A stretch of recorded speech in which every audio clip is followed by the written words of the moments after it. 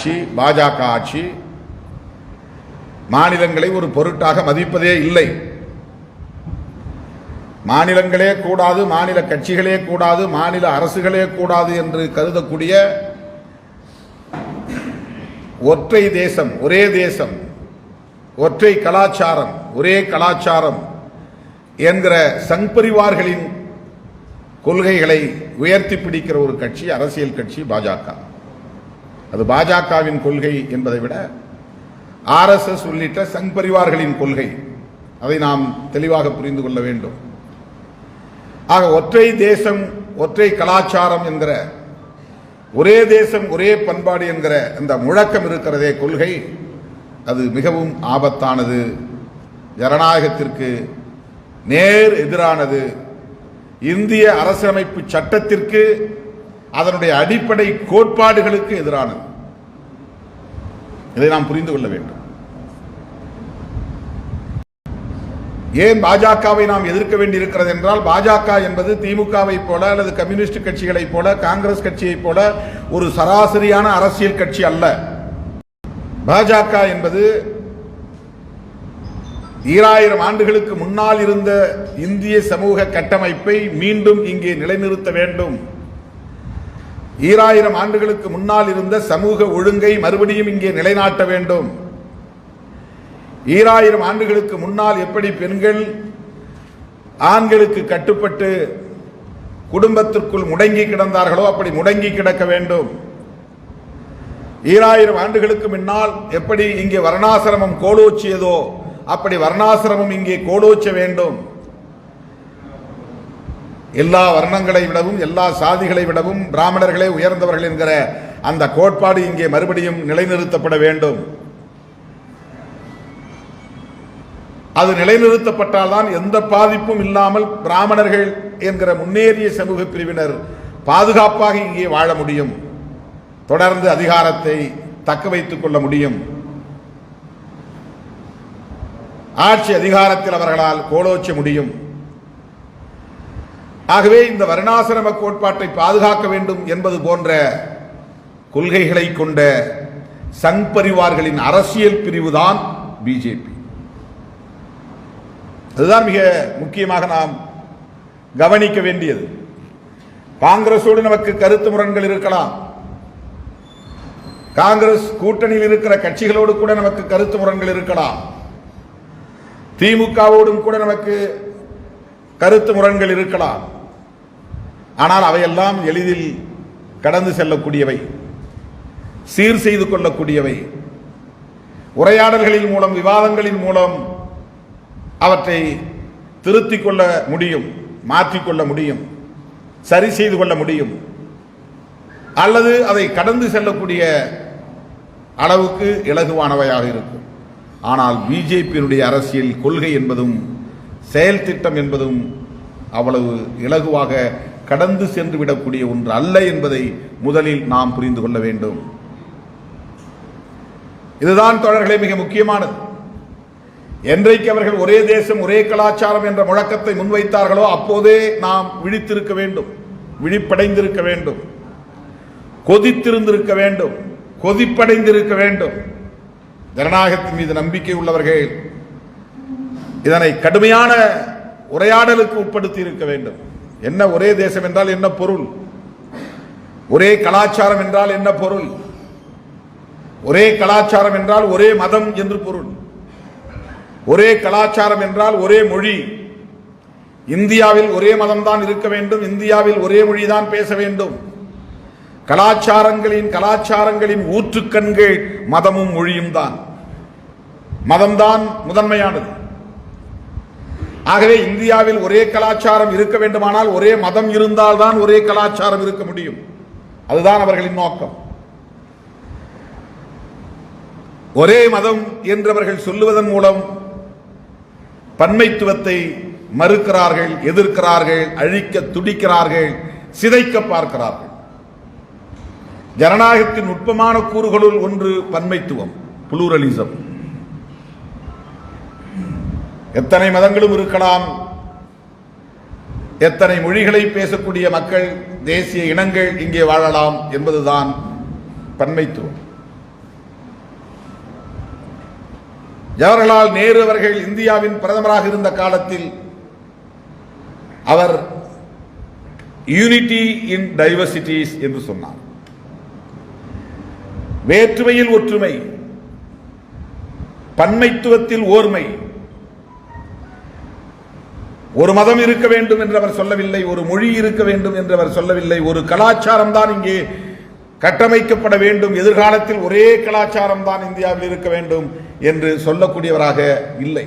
அக்காலத்தில் வாழ்ந்த தலைவர்கள் பண்டிட் ஜவஹர்லால் நேரு அவர்களாக இருந்தாலும், எத்தனையோ கருத்து முரண்கள் காந்தியடிகளின் மீது நமக்கு இருந்தாலும் கூட அவரும் அப்படி ஒரே கலாச்சாரத்தை வலியுறுத்தவில்லை, ஒரே மதத்தை வலியுறுத்தவில்லை.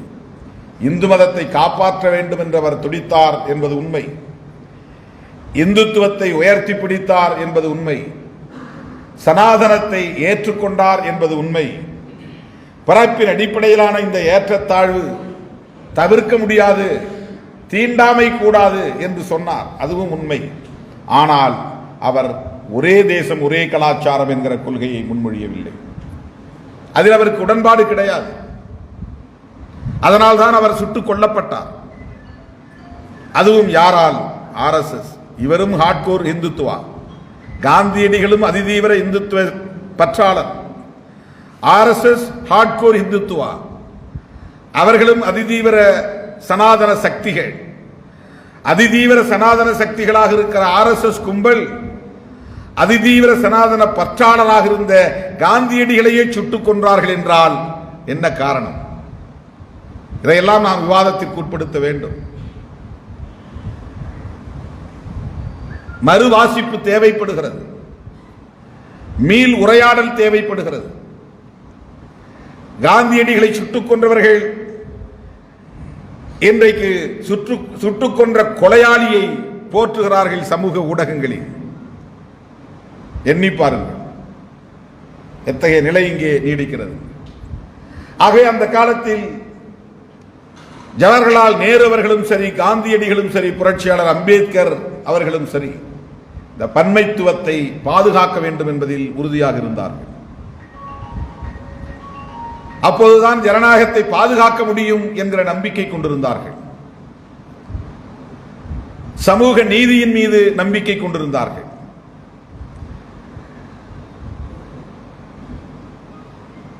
எவ்வளவோ விவாதங்கள் நடந்தன. சமூக நீதி தொடர்பாக விரிவான விவாதங்கள் நடந்தன. ஜவஹர்லால் நேரு போன்றவர்கள் அன்றைக்கு இந்த சமூக நீதி கோட்பாட்டை ஏற்றுக்கொண்டார்கள். அதிதீவிர இந்துத்துவ சக்திகள் அதற்கு கடுமையான எதிர்ப்பு தெரிவித்த நிலையிலும் கூட இடஒதுக்கீடு என்கிற இந்த சமூக நீதி கோட்பாட்டை அதிகாரம் மறுக்கப்பட்டவர்களுக்கு, உரிமை மறுக்கப்பட்டவர்களுக்கு, நிலம் மறுக்கப்பட்டவர்களுக்கு முன்னுரிமை வழங்க வேண்டும் என்கிற அந்த கோட்பாட்டை, அவர்களை அதிகார வலிமை உள்ளவர்களாக ஆக்குவதற்குரிய கோட்பாட்டை அன்றைக்கு பண்டித ஜவஹர்லால் நேரு போன்றவர்கள் ஒரு நீண்ட நெடிய விவாதங்களுக்கு பிறகு ஒப்புக்கொண்டதன் விளைவாகத்தான் அரசமைப்பு சட்டத்தில் அது இடம்பெற்றது. ஆகவே அன்றைக்கு அவர்கள் எத்தகைய பார்வை கொண்டவர்களாக இருந்தார்கள், இன்றைக்கு பிஜேபி எத்தகைய பார்வை கொண்டதாக இருக்கிறது. அதனால் தான் சொன்னேன், காங்கிரசும் பிஜேபியும் வழக்கமான சராசரி கட்சி என்று பொருத்தி பார்த்துவிட முடியாது, ஒப்பிட முடியாது. காங்கிரஸோடு நமக்கு முரண்பாடுகள் உண்டு என்பது ஒரு புறம். ஆனால் காங்கிரசிடம் இந்த பார்வை இல்லை. ஒரே தேசம் ஒரே கலாச்சாரம் என்கிற ஒரு நச்சு பார்வை, பெரும் தீங்கான பார்வை, ஜனநாயகத்தை சிதைக்கிற பார்வை, அதிலிருந்து தோன்றுவதுதான் தேசிய கல்விக் கொள்கை. ஒரே தேசம் ஒரே கலாச்சாரம் என்கிற அந்த பார்வையில் இருந்துதான் இந்தியாவில் ஒரே தேசத்தை, ஒரே தேசம் என்கிற உணர்வை கட்டி எழுப்ப வேண்டுமானால் வளர்ந்தவர்களில் இருந்து தொடங்கக்கூடாது, பிஞ்சுகளிடமிருந்து தொடங்க வேண்டும், குழந்தைகளிடமிருந்து தொடங்க வேண்டும். வீதிகளில் இருந்து தொடங்கக்கூடாது, வகுப்பறைகளில் இருந்து தொடங்க வேண்டும்.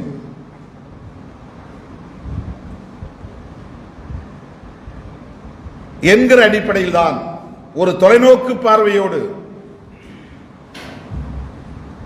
வளரக்கூடிய, புதிதாக வளரக்கூடிய இளைய தலைமுறையினரின் உள்ளத்தில் நான் இந்து என்கிற உணர்வை அவன் பெற வேண்டும்,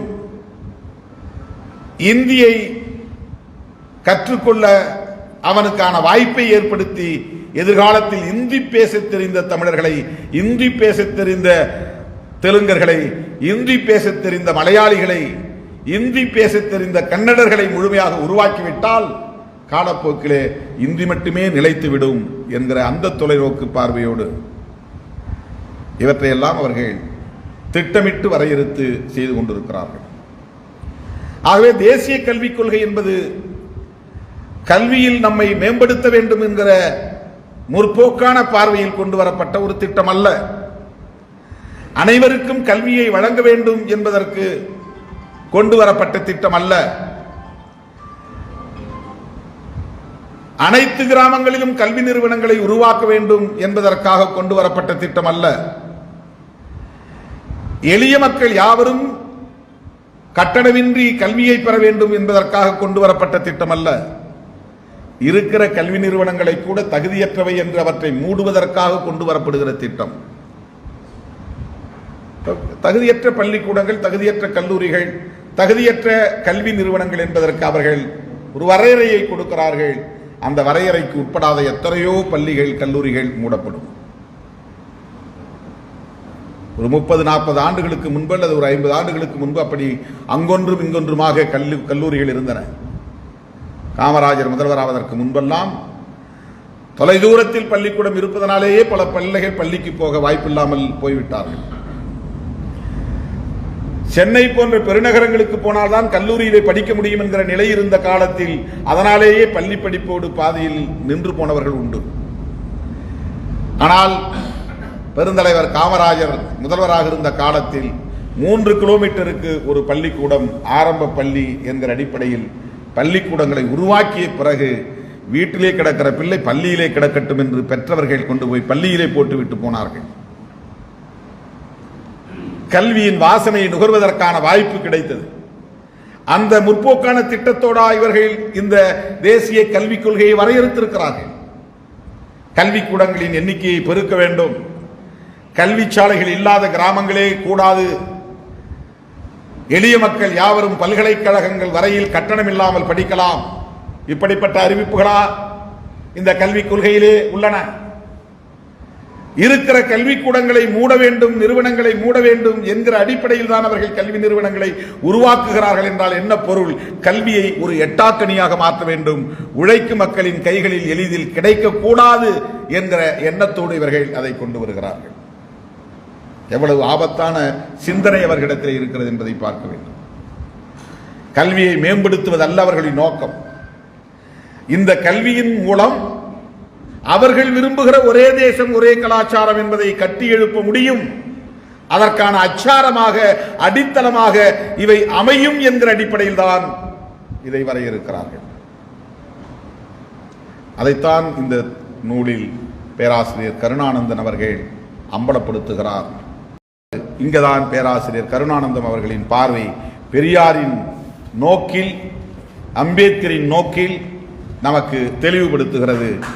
இளங்கலை வரலாற்று மாணவர்கள் 3 ஆண்டுகளில், அதாவது 6 செமஸ்டர்களில் எழுதியே ஆக வேண்டிய 26 தாள்களில் 16 தாள்கள், தாள்கள்னா இந்த பாடத்திட்டம், பேப்பர்ஸ், சப்ஜெக்ட், 26 தாள்களில் 16 தாள்கள் இந்தியா என்கிற அடையாளத்தில் வருகிற பொது வரலாறு குறித்தது.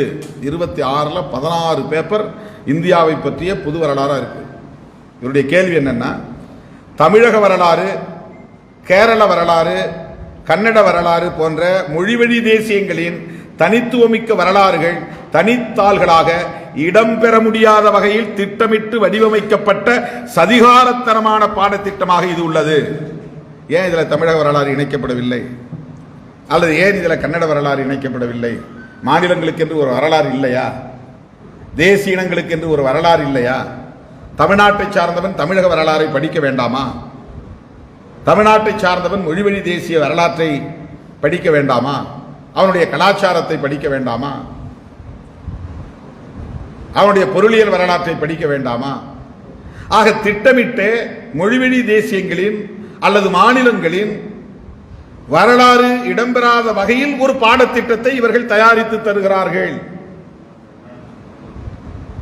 அப்பதான் ஒரே இந்தியா, ஒரே தேசம் இந்த உணர்வு படிக்கிற மாணவர்களிடையே பதிவாகும். எவ்வளவு நுட்பமாக அவர்கள் சிந்திக்கிறார்கள், எவ்வளவு சூது சூழ்ச்சியோடு சிந்திக்கிறார்கள். அவர்களின் கனவு திட்டத்தை நனவாக்குவதற்கு தொலைநோக்கோடு சிந்திக்கிறார்கள். இதை எண்ணி பார்க்க வேண்டும். டெல்லி என்கிற இன்றைய இந்திய ஒன்றிய தலைநகருக்கு 3 தாள்களை பட்டியலிட்டுள்ள யுஜிசி இந்திய ஒன்றியத்தில் இடம்பெறும் மாநிலங்களின் வட்டாரங்களின் மொழி, இன, பண்பாட்டு, தேசிய இனங்களின் வரலாறுகளை முற்றிலுமாக புறக்கணித்துள்ளது. டெல்லியை பற்றி 3 சப்ஜெக்ட் கொடுக்குறேன். அதன் மூலம் என்ன பண்றேன்னா, மாநில அரசுகளுடைய பண்பாடு மற்ற விஷயங்களை எல்லாம் நீ திட்டமிட்டே புறக்கணிக்கிற. இதில் உள்நோக்கம் இருக்கிறது. டெல்லியை பற்றி ஒரு சப்ஜெக்ட் இருந்தால் போதும், ஒரு பேப்பர். சென்னையை பற்றி சொல்லலாம், அல்லது தமிழ்நாட்டை பற்றி ஒரு பேப்பர் வைக்கலாம். வரலாறு படிக்கிற மாணவர்கள், தமிழ்நாட்டில் படிக்கிற மாணவருக்கு தமிழ்நாட்டை பற்றி அல்லது தலைநகர் சென்னையை பற்றி படிக்க வேண்டிய தேவை இருக்கா இல்லையா? ஏன் இது தவிர்க்கப்படுகிறது? தேசம் ஒரு வல்லரசாக மாற வேண்டும் என்பதற்கு இதுதான் வழியா? இந்தியா வல்லரசாவதற்கு இதுதான் வழியா? ஆரிய வைதீக பண்பாடு என்னும் ஒற்றை அடையாளத்தின் தொடர்ச்சியாகவும் விரிவாக்கமாகவும் வரலாறு பாடத்திட்டம் இந்திய வரலாற்றை தந்துள்ளது. அதில் அவர் என்ன சொல்ல வர்றாருன்னா, அதுதான் ரொம்ப முக்கியமானது. இந்த இந்தியா வரலாறு படிக்கிறதுல என்ன தப்புன்னு நம்ம நினைக்கலாம். இந்திய வரலாறை எப்படி எழுதுறான், அது ரொம்ப முக்கியமானது. இந்திய வரலாறை படிப்பதிலே தவறில்லை. ஆனால் இந்திய வரலாறு எவ்வாறு எழுதப்பட்டிருக்கிறது, அல்லது இவன் எவ்வாறு எழுதுகிறான், பாடத்திட்டத்தில் எவ்வாறு அதை பதிவு செய்கிறான், அதிலும் உள்நோக்கம் இருக்கிறது. ஆதி காலத்தில் வெள்ளையர்கள் இந்த நாட்டை ஆண்ட காலத்தில் இந்திய வரலாறு எழுதியவர்கள் சமஸ்கிருதத்தை முதன்மைப்படுத்தி எழுதியிருக்கிறார்கள், கங்கையை மையப்படுத்தி எழுதியிருக்கிறார்கள். ஒட்டுமொத்தமாக இந்திய பண்பாடே சமஸ்கிருத பண்பாடுதான் அல்லது வேத பண்பாடுதான். இந்திய மக்களின் நாகரிகமே வேத நாகரிகம்தான், சமஸ்கிருத நாகரிகம்தான் என்று அன்றைக்கு அவர்களுக்கு கிட்டிய தரவுகளின் அடிப்படையிலே அவர்கள் புனைந்த அல்லது எழுதிய அல்லது கட்டமைத்த அந்த வரலாறு தான் இந்திய வரலாறாக கருதப்படுகிறது. இன்றைக்கும் அதுதான் இருக்கிறது. அதன் பிறகு வந்த அதே வெள்ளையர்களின் வரிசையில் வந்த மற்றவர்கள் இந்திய வரலாற்றை கங்கையிலிருந்து தொடங்கக்கூடாது, இந்திய வரலாற்றை காவிரியிலிருந்து தொடங்க வேண்டும், இந்திய வரலாற்றை வைகையிலிருந்து தொடங்க வேண்டும் என்று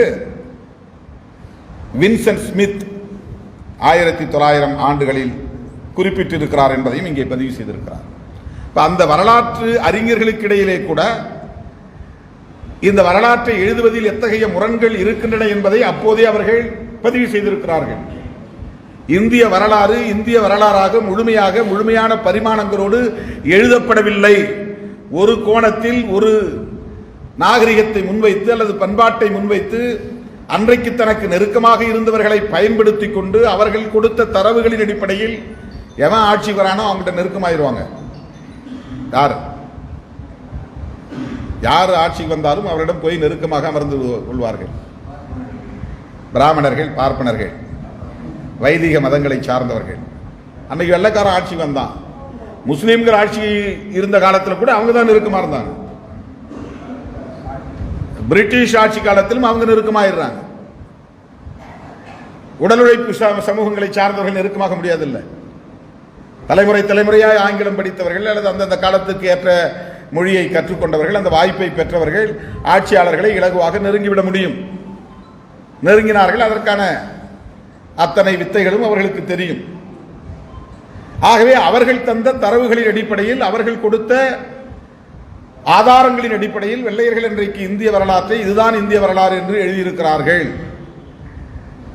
அது வேத நாகரிகத்தை அடிப்படையாக கொண்டதாக இருக்கிறது. இன்னும் சொல்ல போனால் ஒரு காலத்தில் தமிழே சமஸ்கிருதத்திலிருந்து தோன்றிய மொழிதான் என்ற ஒரு கருத்து வலுவாக இருந்தது. தமிழ் ஒரு தனித்த மொழி அல்லது முதன் மொழி அல்லது மூத்த மொழி, தொன்மை வாய்ந்த மொழி என்கிற கருத்து இப்போதுதான் இந்த ஒரு நூற்றாண்டில் தான் பேசப்படுகிறது. ஆனால் அதற்கு முன்பு சமஸ்கிருதம் தான் எல்லா மொழிகளுக்கும் தாய்மொழி.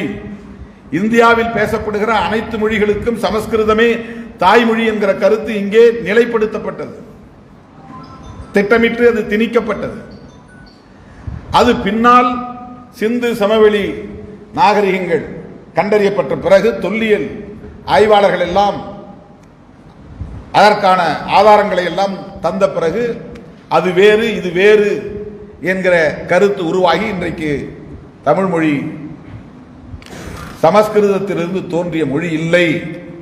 குறிப்பாக கால்டுவெல் அவர்கள் எழுதிய திராவிட மொழிகளின் ஒப்பிலக்கணம் அந்த கருத்தை உடைத்தது என்று பேராசிரியர் இங்கே பதிவு செய்திருக்கிறார். திராவிட மொழிகளின் ஒப்பிலக்கணம் வந்த பிறகுதான் திராவிட மொழிகள் வேறு, ஆரிய மொழிகள் அல்லது வடமொழிகள் வேறு, பிராகிருதம் பாலி போன்ற மொழிகள் வேறு, மராத்தி பஞ்சாபி உருது போன்ற மொழிகள் வடமொழிகள், இதுவெல்லாம் தென்மொழிகள். தென்னிந்திய பகுதியில் இருக்கிற மொழிகள் தென்மொழிகள், வட இந்திய பகுதிகளில் பேசப்படுகிற மொழி சமஸ்கிருதம் உள்ளிட்ட மொழிகள். பௌத்தர்கள் பேசிய மொழி, அவர்கள் இலக்கியம் படைத்த மொழி பாலி மொழி, பிராகிருத மொழி. அதெல்லாம் இப்ப இல்லை, யாரும் பேசுவதில்லை. எங்கோ அங்கொன்றும் இங்கொன்றும் யாராவது பேசலாம். பாலி மொழியில் இன்றைக்கு பௌத்தர்கள் ஸ்லோகங்களை சொல்லுகிறார்கள். பௌத்தர்கள் சொல்லுகிற சங்கம் சரணம் கச்சாமி என்பதெல்லாம் பாலி மொழியில் இருந்து வந்த ஸ்லோகங்கள் தான். ஆனால் இவற்றுக்கெல்லாம் முந்தைய தொன்மையான நாகரிகம் கொண்ட மொழி தமிழ் இனம், தமிழ் இனம். அது வெள்ளையர்களால் அன்றைக்கு திராவிடர்கள் என்று அடையாளப்படுத்தப்பட்டார்கள்.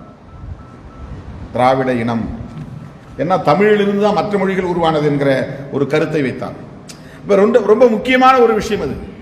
திராவிட மொழிகளின் ஒப்பிலக்கணத்தின் மூலம் சமஸ்கிருதமே அனைத்து மொழிகளுக்குமான மொழி, தாய்மொழி என்பது உடைக்கப்பட்டது என்பதே நம்முடைய வரலாற்றின் முக்கியமான திருப்பு முனை. நம்முடைய நாகரிகத்தை உரிமைக்கு வருவதற்கு, நம்முடைய தொன்மையை கண்டறிவதற்கு ஒரு வழிவகையை உருவாக்கியது என்று இதிலே பதிவு செய்திருக்கிறார்.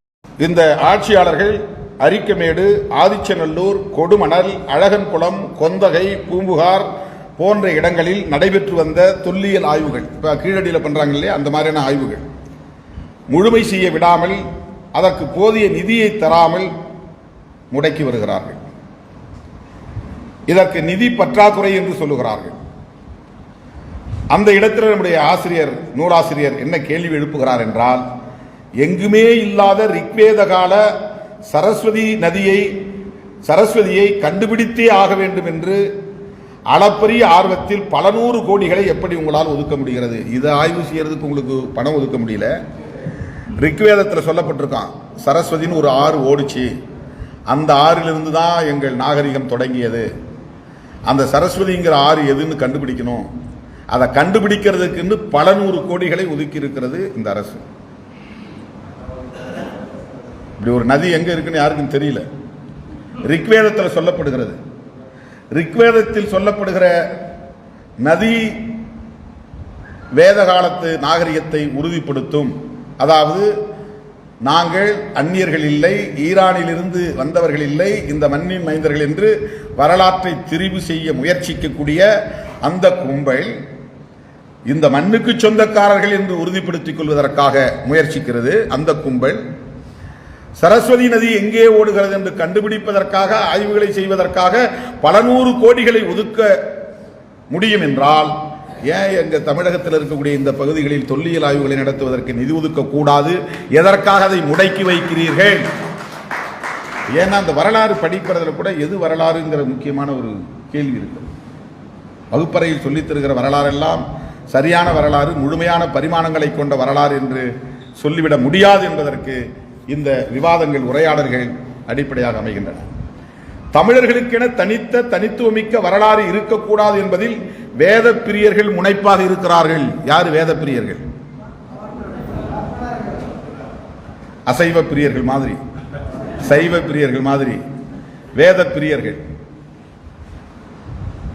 பல நூறு ஆண்டுகளுக்கு முன்னரே இமயமலையில் இருந்து சிவனால் பொதியமலைக்கு அனுப்பப்பட்ட அகஸ்திய ரிஷிதான் தமிழை உருவாக்கினார், தமிழுக்கு இலக்கணம் தந்தார் என்ற புராண கதையை புனைந்து தமிழ் மொழியை பிரசவித்தது சமஸ்கிருதமே என்ற ஆதிக்க சித்தாந்தத்தை இப்படித்தான் விதைத்தனர். நாம அகஸ்தியர் படத்தை பார்த்தா தெரியும்.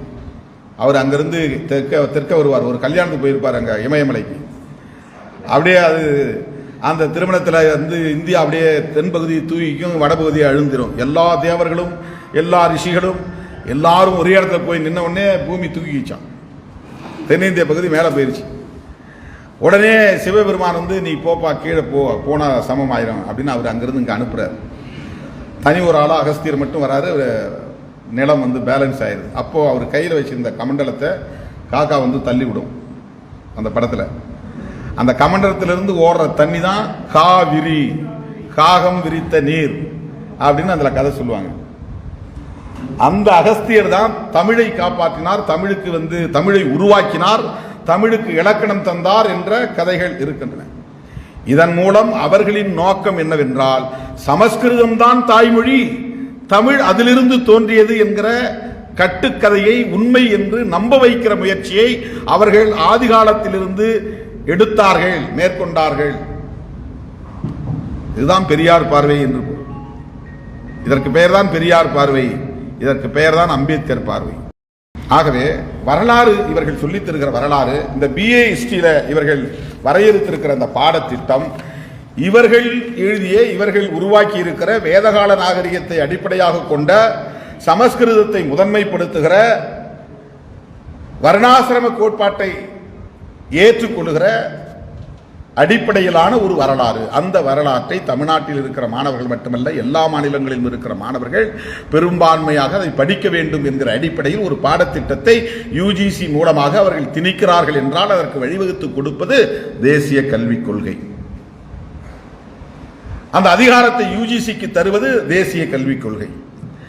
ஆக எப்படியெல்லாம் அவர்கள் சிந்தித்து திட்டமிட்டு நம்மை சீரழிக்கிறார்கள், சிதைக்கிறார்கள், நம்மை வலுவிழக்க செய்கிறார்கள், அடிமைப்படுத்துகிறார்கள் என்பதை நாம் புரிந்து கொள்ள வேண்டும். பாரத் என்கிற கருத்தியல் அது ஒரு பாடம், அது ஒரு சப்ஜெக்ட், அது ஒரு பேப்பர். அதை கட்டாயமாக அவங்க படித்து, அதான் ஃபர்ஸ்ட் பேப்பர், அவங்க எக்ஸாமில் அதை எழுதணும். அது compulsory. The idea of Bharat.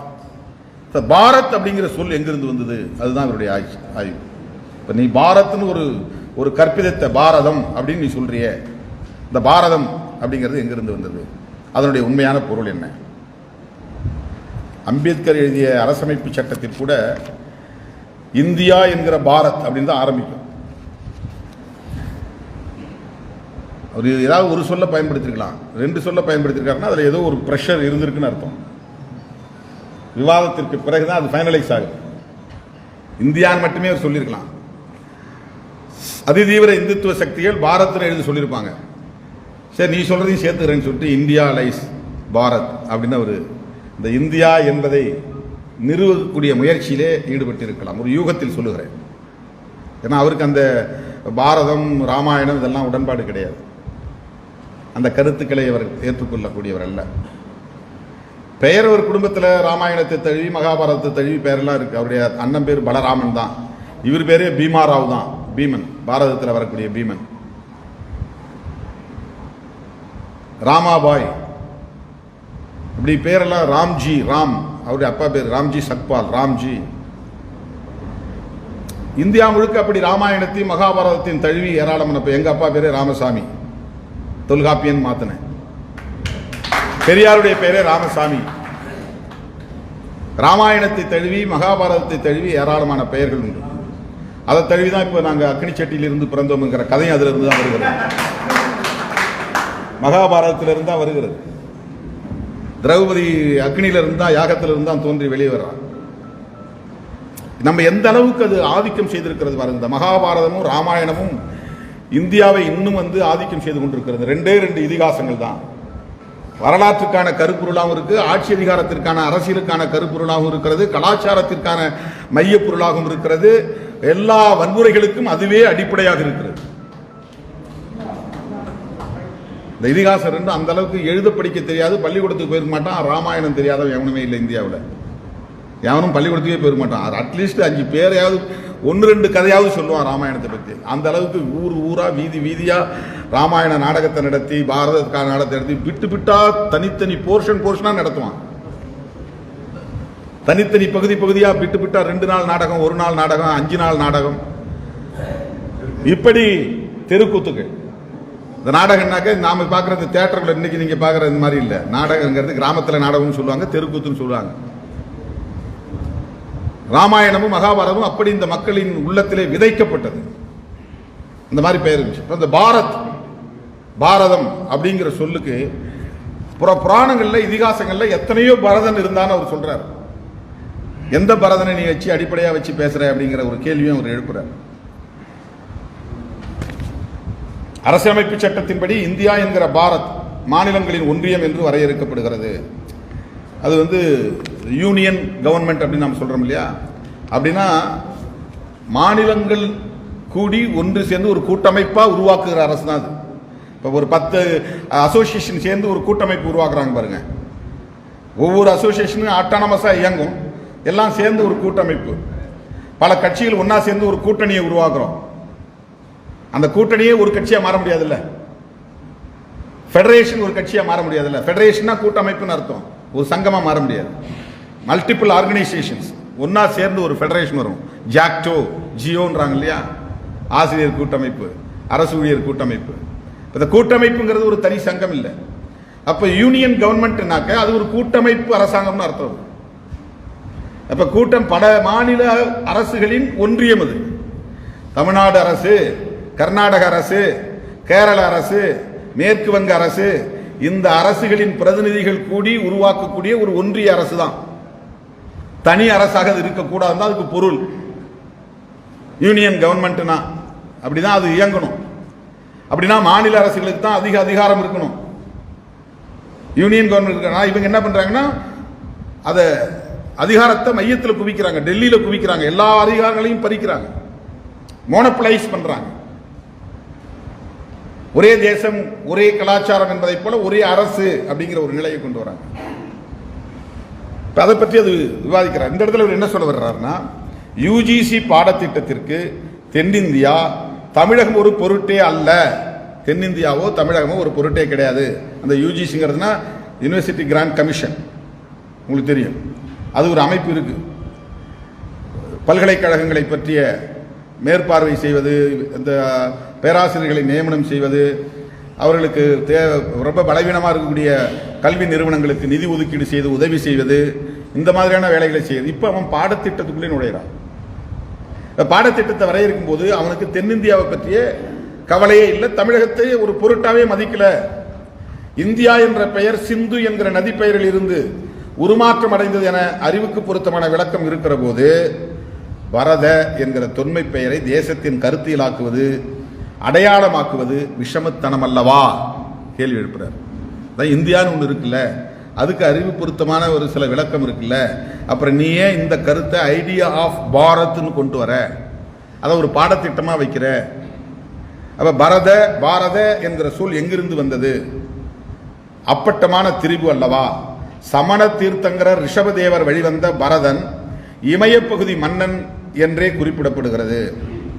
அவன் ஒரு சக்கரவர்த்தியா இருந்தான்.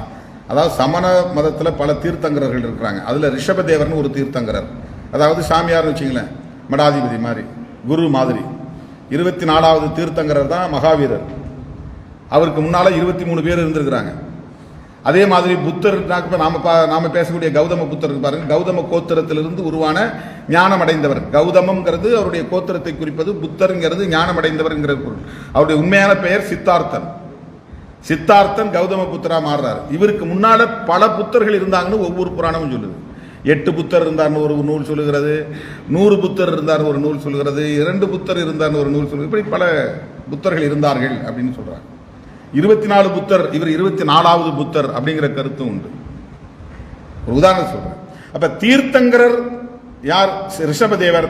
அவருடைய வழிவந்த ஒருவர் இருந்தார். அவர் இமய பகுதியில் மன்னனா இருந்தார். அவர் பேர் பரதன். அது ஒரு பரதன். ரிக்வேதத்தில் உள்ள பரத என்கிற சிறிய இனக்குழு, பரதங்கிற பேரிலே ஒரு இனக்குழு இங்கே இருந்தது. அது சிந்து, ராவி, சட்லஜ் நதிகளுக்கு அப்பால் சென்றதில்லை. அங்க ஒரு குறிப்பிட்ட இடத்துக்குள்ளேயே அவங்க முடங்கி இருந்தாங்க. ராமாயணத்து பரதன், ராமாயணத்தில் ஒரு பரதன் வரான், ராமனுடைய தம்பி பரதன்.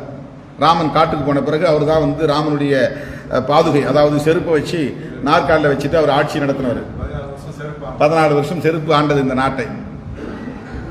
நான் சட்டமன்றத்தில் இருக்கும்போது அதை பேசினேன். பாப்பாப்பட்டி கீரிப்பட்டி பிரச்சனை வரும்போது இந்த தேசத்தை ஒரு செருப்பு ஆளுகிற போது ஒரு ஊராட்சியை செருப்பு தைக்கிறவன் ஆளக்கூடாதா அப்படின்னு சொல்லி இந்த நாட்டையே ஒரு செருப்பு ஆண்டதாக வரலாறு இருக்கிற போது ஒரு ஊராட்சியை செருப்பு தைக்கிறவன் ஆளக்கூடாதா அப்படின்னு சொல்லி ஒரு கேள்வி எழுப்பு.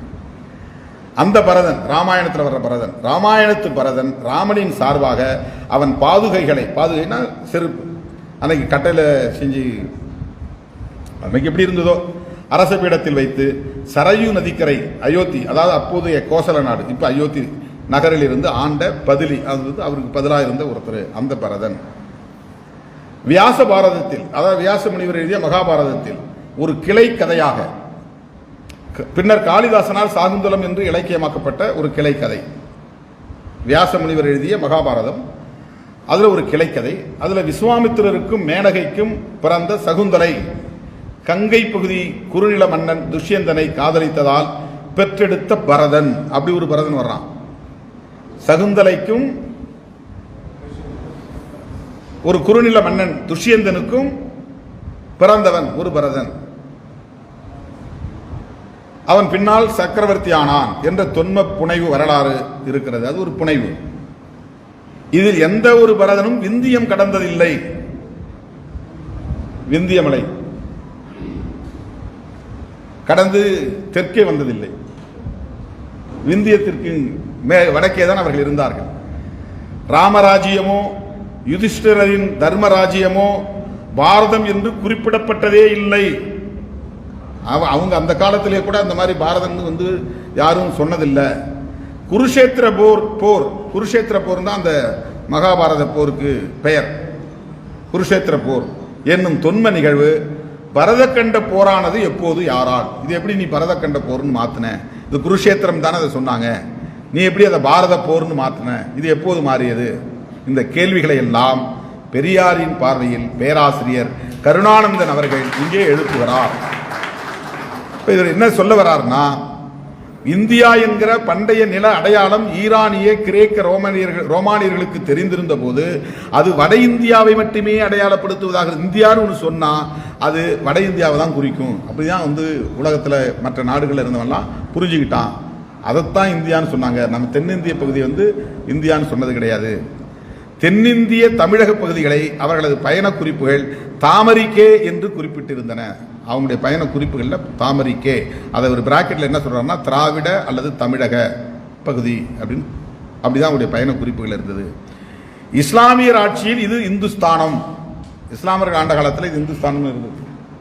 இது ஒரு முக்கியமான ஒரு தகவல். ஏன்னா அந்த பேர் தான் அவங்க கேட்டுக்கிட்டு இருக்கிறாங்க. அது இஸ்லாமியர் காலத்தில் அந்த பேர் இருந்திருக்கு. இஸ்லாமியர்களை எதிர்த்து அந்த பேர் வைக்கிறது விரும்புகிறாங்க. ஆனால் இஸ்லாமியர் காலத்தில் இந்த பேர் இருந்திருக்கு. ஆங்கிலேயர் ஆட்சி காலத்தில் இத்துணை கண்டம் முழுதும் இந்தியா. இப்போ அவங்க கூட இந்தியான்னு தான் சொல்கிறாங்க, பிரிட்டிஷ் இந்தியான்னு தான் சொல்கிறாங்க, பிரிட்டிஷ் பாரத்னு சொல்லலை. கிழக்கிந்திய கம்பெனி, ஈஸ்ட் இந்தியா கம்பெனி தான் வச்சிருக்காங்க, ஈஸ்ட் பாரத் கம்பெனின்னு வைக்கல. இப்போ வெள்ளைக்காரன் காலத்தில் கூட அது பயன்பாட்டில் இல்லை. உள்நாட்டிலும் அயல்நாடுகளிலும் பன்முக பகுதியான இத்துணைக்கண்ட பகுதிக்கு இந்தியா என்ற பொது அடையாளமே இன்றும் வழக்கில் இருக்கிறது. உலகத்தில் எந்த நாட்டுக்கு போனாலும் இந்தியான்னு தான் சொல்றான். இந்தியாவுக்கு தான் விசா கொடுக்குறான், இந்தியாவுக்கு தான் டிக்கெட் கொடுக்குறான். இந்தியாங்கிற பெயர் தான், இந்திய கொடி தான் ஐநாவில் பிறக்குது, பாரத்னு கிடையாது. இந்நிலையில் இந்தியா என்பதை விலக்கிவிட்டு அதற்கு பாரத் என்கிற சமஸ்கிருத தொன்ம அடையாளத்தை ஒற்றை தேசிய கருத்தியலாக புகுத்துவது ஏன்? த ஐடியா ஆஃப் பாரத் அப்படின்னு ஒரு வரலாறு நீ எழுதி மாணவர்களின் உள்ளத்தில் நீ இப்படி ஒரு கருத்தை பரப்புவது எதற்காக? இந்த நூலை நீங்க ரொம்ப அவசியம் படிக்க வேண்டும். தேசிய கல்விக் கொள்கையை பிஜேபியை நாம் எதிர்ப்பதால் எதிர்க்கவில்லை. தேசிய கல்விக் கொள்கையை வெறுமன மாநில உரிமை பறிபோகிறது என்கிற அடிப்படையில் மட்டுமே எதிர்க்கவில்லை. ரொம்ப நுட்பமாக இதை புரிந்து கொள்ள வேண்டும். மாநில உரிமை போனா போதும்பா, நாம என்ன ஆட்சியில இருக்கிறோங்கிற மாதிரி கூட நம்ம அப்படியே அதை லெத்தார்ஜிக்கா இருந்துருவோம். ஆட்சியில் இருக்கிறவங்க தான் அதை கவலை பண்ணணும், நமக்கு என்ன. இது அவர்கள் மாணவர்களின் உள்ளத்தில் அவர்கள் விரும்புகிற ஒரு கருத்தியலை திணிக்கிற முயற்சி, அதன் மூலம் அவர்கள் விரும்புகிற ஒரு தேசத்தை, ஒரே தேசத்தை கட்டமைக்கிற முயற்சி. ஆகவேதான் தமிழர் வரலாற்றை அழிக்கும் கல்வி திட்டம், திட்டமிட்டே அழிக்கும் முயற்சி என்று பேராசிரியர் கருணானந்தம் அவர்கள் இந்த நூலை படைத்திருக்கிறார். அருமை தோழர்களே, விடுதலை சிறுத்தைகள் கட்சி தேசிய கல்விக் கொள்கையை எதிர்த்து பல நிகழ்வுகளை நடத்தியிருக்கிறது, ஆர்ப்பாட்டங்களை நடத்தியிருக்கிறது. பிரின்ஸ் கஜேந்திர பாபு போன்றவர்கள் முன்னெடுத்த பல்வேறு நிகழ்ச்சிகளில், திராவிடர் கழகம் உள்ளிட்ட அமைப்புகள் முன்னெடுத்த நிகழ்ச்சிகளில் எல்லாம் பங்கேற்றிருக்கிறது. இது வெறும் தோழமை அடிப்படையில் அவர்களோடு கைகோர்த்து நிற்போம், அது வாக்கு வங்கிக்கு உதவும் என்கிற அடிப்படையில் அல்ல. இந்த தேசத்தை, தமிழ்நாட்டை மட்டுமல்ல, ஒட்டுமொத்தமாக இந்த தேசத்தை நாம் இந்த சனாதன சக்திகளிடமிருந்து காப்பாற்ற வேண்டும் என்கிற தேவையை உணர்ந்து அந்த பொறுப்புணர்வோடு இந்த களத்தில் நிற்கிறோம். தொடர்ந்து நிற்போம், தொடர்ந்து போராடுவோம் என்று சொல்லி வாய்ப்புக்கு நன்றி கூறி நிறைவு செய்கிறேன். நன்றி, வணக்கம்.